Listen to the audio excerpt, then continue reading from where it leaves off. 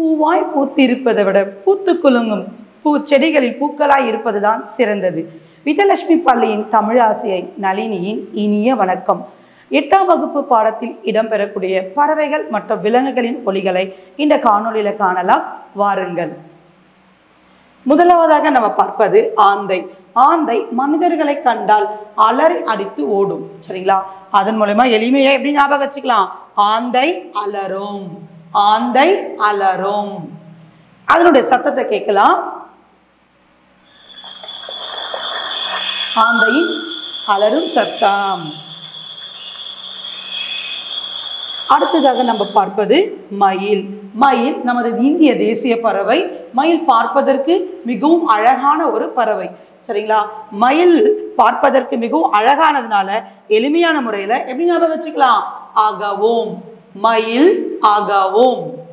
அடுத்ததாக நம்ம மயிலுடைய சத்தத்தை பார்க்கலாம்.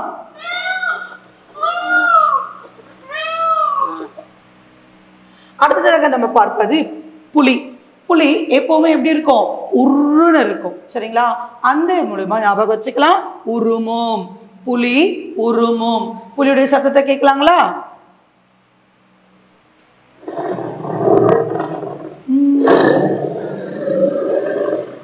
அடுத்து நம்ம பார்ப்பது சிங்கம். சிங்கம் நம்ம அனைவரும் அறிந்தது காட்டுக்கு ராஜா. காட்டுக்கு ராஜாவா இருக்கிறதுனால அது என்ன பண்ணும்? எல்லா விலங்குகளையும் அழைப்பதற்கு ஒருத்த குரல்ல கூப்பிடணும் இல்லைங்களா?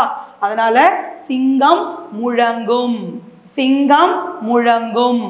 அதனுடைய சத்தத்தை கேட்கலாம்.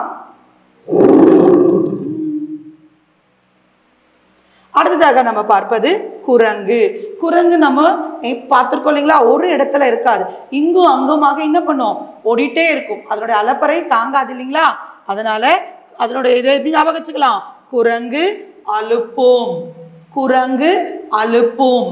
அதனுடைய சத்தத்தை கேட்கலாம்.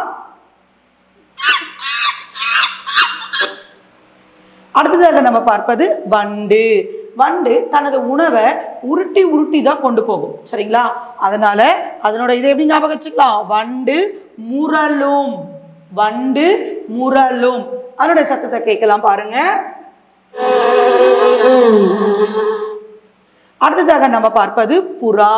புறா பார்ப்பதற்கு மென்மைத்தன்மை கொண்டு சமாதான புறாலாம் நம்ம கேள்விப்பட்டிருக்கோம். புறா எப்படி இருக்கும்னா இப்படி குறுகிதான் இருக்கும். புறானது எப்படி இருக்காது? வெடிப்பிலையா இருக்காது. அதனால குணுகும்ன்றதை ஞாபகம் வச்சுட்டு புறா குணுகும், புறா குணுகும். அதோட சத்தத்தை கேட்கலாம். அடுத்ததாக நம்ம பார்ப்பது காகம். காகம் கருமை நிறத்துல இருப்பதனால அதை நம்ம எப்படி ஞாபகம் வச்சுக்கலாம்? எளிமையா கரையும், காகம் கரையும். அதோடைய சத்தத்தை கேட்கலாம். அடுத்ததாக நம்ம பார்ப்பது குதிரை. குதிரை மிக வலிமையான ஒரு விலங்கு, கனத்தை எடை கொண்ட ஒரு விலங்கு.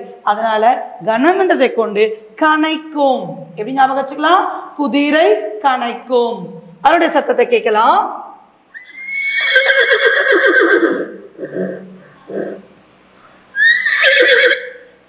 இன்றைய இந்த காணொலியின் மூலமாக பறவைகள் விலங்குகளினுடைய ஒலிப்பு முறைகளை மிக எளிமையாக புரிந்து கொள்ள முடியும்.